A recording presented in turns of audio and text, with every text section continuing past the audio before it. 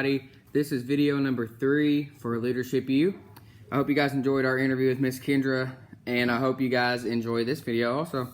In the first video I told you I'd tell you a little bit about myself, my story. Every leader has a story of how they got to where they are, and I like to consider myself a leader, whether it's a big or small leader in our club and in our community. So I'm just going to tell you guys a little bit of where I come from, my story, and I hope it uplifts you guys and makes you realize no matter where you start from, no matter how low on the totem pole you are, that you can reach the top if you really want to. It's really in you to motivate yourself and get some motivation, you can reach the top of the totem pole. So I'm just going to start by telling you guys about my childhood, and I'll go all the way to where I am today. So when I was younger, my parents were married, and I have 3 younger brothers, but when I was about 8 years old, my parents got a divorce, and I haven't seen or heard from my father very much since. He was in and out of prison my whole life. He was really bad, a really bad drug addict, and my home was torn apart.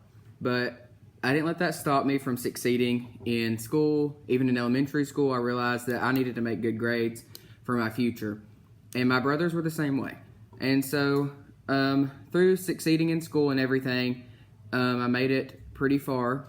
But going on with my story, after my parents got divorced, it was really hard for me to realize what was going on at such a young age.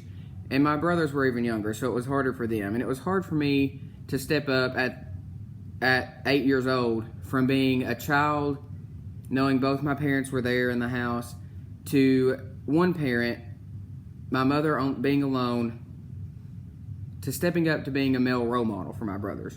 So I know a lot of you are in the same boat. Don't let that depress you. Don't let that push you down. Don't let that stop you from reaching your ultimate goal. If you guys are in that boat and you would like to talk or you need some help, I'm here for you. You can call the club and ask for Mr. Chris. I will help you through divorce, drug abuse in your home, whatever you're going through. I'm here to help you guys.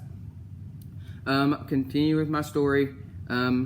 Everything was okay after my parents got divorced. I adjusted to becoming the man of the house, as you would call it, I guess.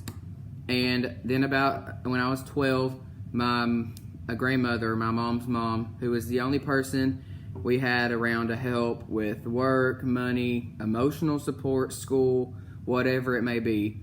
She was the only person we had around to help. And when I was 12, she passed away of health conditions at a young age of 61, which you're 8, 9, 10, you may say, well, 61's old, but 61's very young to pass away from the health condition she passed away from.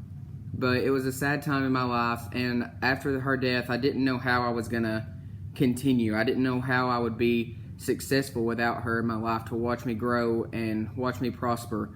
But I overcame that, and I started coming to the club again when I was a freshman in high school. And when I started coming to the club, I was a volunteer, teen volunteer, and I slowly worked my way up to teen intern.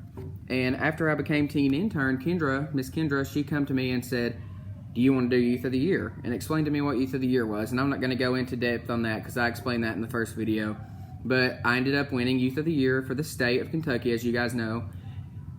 And it was an awesome experience for me. And after that, it really motivated me and gave me so much more confidence in myself, and made me realize that no matter what people say, no matter what you've been through in life, no matter where you're from, people like to put you down because you're from Harlan County. Trust me, I know. People like to put you down because you're from a small town. People like to put you down because you have a different skin color than them, because you are a different,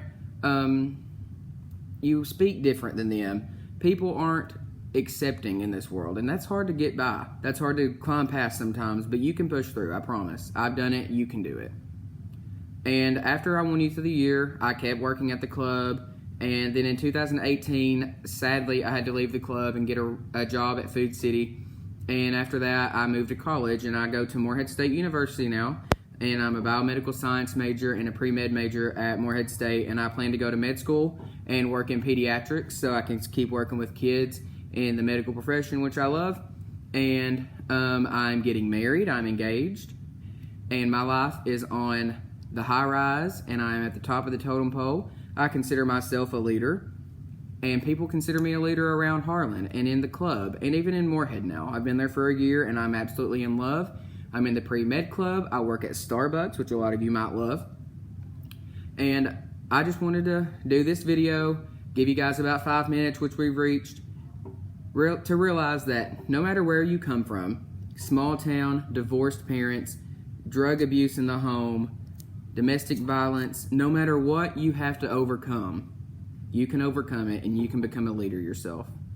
I hope this helped you guys, and the next video we'll get back to talking about the qualities of a good leader and kind of how I use those in my daily life here at the club and in Harlan and even in Moorhead.